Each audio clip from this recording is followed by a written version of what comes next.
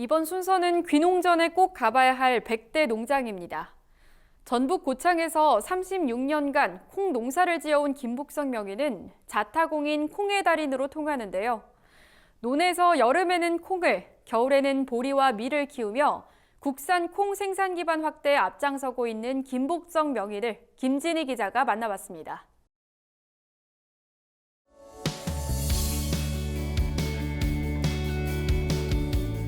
밭에서만 키우던 콩을 처음으로 논에서 키운 김복성 명인. 그는 농콩 재배법을 정립하는 데 큰 역할을 했다고 하는데요.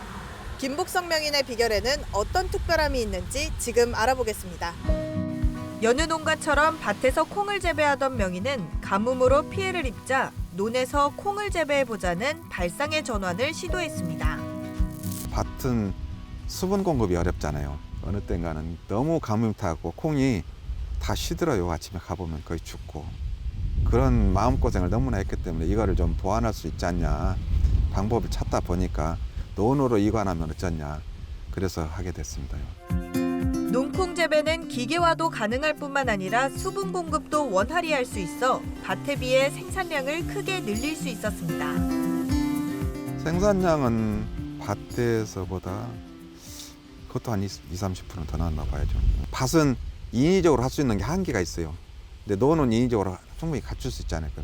그게 좌우하는 거죠. 기계화작업도 원활하고요. 논은 평지 있잖아요. 명인은 콩 결실기 때 수분 공급을 충분히 해주는 것이 생산량 증대에 큰 도움이 된다고 강조했습니다. 콩이 결실할 때 수분이 보통 70-80% 필요하거든요. 그 외에는 한 30% 가지면 충분히 성장할 수 있는 과정이 되고요. 그때 좀 신경을 써서 수분을 공급할 수 있으면은. 보통 농콩은 연작장애가 발생하는 단점이 있는데 명인은 자신만의 비결로 이를 해결했습니다. 보리와 밀, 귀리 등 볕과 작물과 돌려짓기를 하고 겨울철 논물 가두기를 해주는 겁니다. 연작 피해를 피할 수 있고요.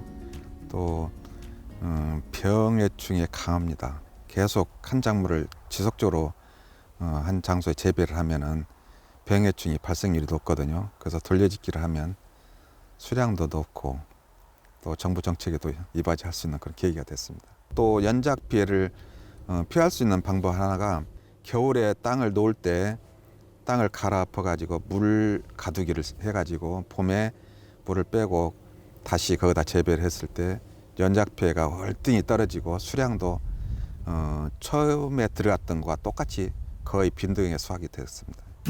명인은 개화기에 비가 오면 발화율이 떨어지기 때문에 파종 시기를 조절하는 것이 중요하다고 조언했습니다. 6월 15일에서 25일 사이에 파종하는 게 제일 품위도 좋고 수량도 많고 그렇게 저희들이 경험을 했습니다. 시기적으로 그게 제일 콩 재배 조건이 맞다고 생각을 해야죠. 그래서 비해도 있고 발화율도 있고 성장 과정도 있고. 또 명인은 가능한 순자르기를 하지 않는 것이 수량을 높이는 비결이라고 설명했습니다. 순자르기는 저 같은 경우는 이제 너무 우기 때, 웃자랄 때 그때 순자르기를 좀 해주는 게, 그리고 또 이제 꽃 피기 전에 순자르기를 해야 하고요. 가능한 한 순은 안 자르는 게 제가 보기에는 수량이 높더라고요. 한 해도 거르지 않고 영농일지를 쓴 명인은 귀농인들에게 경험의 중요성에 대해 강조했습니다. 작업일지를 계속 쓰는 이유가 매년 그걸 보거든요. 제가 이제 한 해 지나면 다음 지나야 했던 어떤 과정을 쭉 보면 아, 내가 생각하지 못한 부분이 여기에 적혀 있구나. 그래서 다시 의견에서 쓰고 그런 것들이. 제가 작업일지를 지금 처음부터 지금까지 쓰거든요. 하루도 안 빠지고. 그런 것이 큰 자산이죠. 경험과 노하우가 쌓인 명인은 종자업체와 공동으로 소은, 소찬, 소복 등 우량 콩 종자 개발에 성공했습니다. 지금 3가지 품종은 했는데요.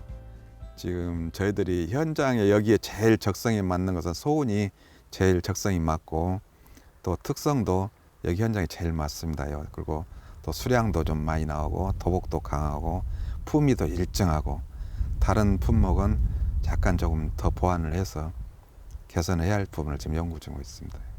명인은 쓰러짐에 강한 콩나물콩과 입자가 굵은 메주콩 등 우량콩 신품종 개발에 계속 힘쓰고 있습니다. MBS 김진입니다.